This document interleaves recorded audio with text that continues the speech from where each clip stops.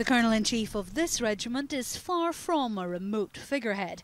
The Army Air Corps is in His Royal Highness's blood, and the Prince told 662 Squadron that he was especially pleased to meet his younger son's colleagues. While he said it was quite aggravating that co-pilot gunner Captain Wales couldn't be at his base today, Prince Charles said he has heard from Prince Harry of 662's remarkable exploits in Afghanistan and told him he had a better understanding of what they and their families had endured during the tour. He spoke to everyone on the parade and he had a couple of words for each person, and like you said, he knows exactly what we've been through his son, and he knows the ins and outs of our job that we're doing, so it's great to have him here to present the medals.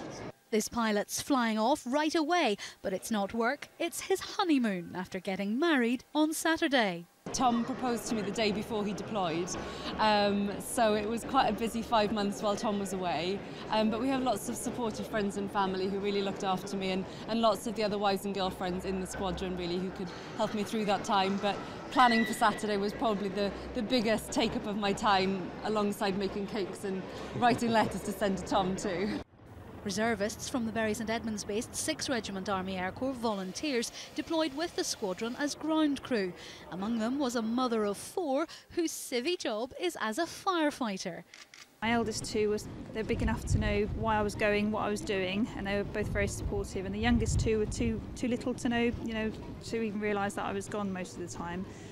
So yeah, I picked that tour and I tried to avoid all their major birthdays, Christmases and things like that, which is why I picked the January tour.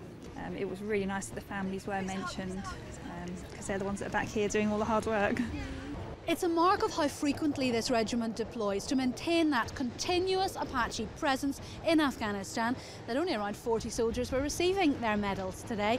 They're the first timers, the relative newcomers to a squadron full of Op Herrick veterans. Many of their colleagues looking on today have deployed there twice or 3 times already, and they're likely to do so again before the end of combat operations. Julie Knox, Forces News, Flying Station, Wattisham.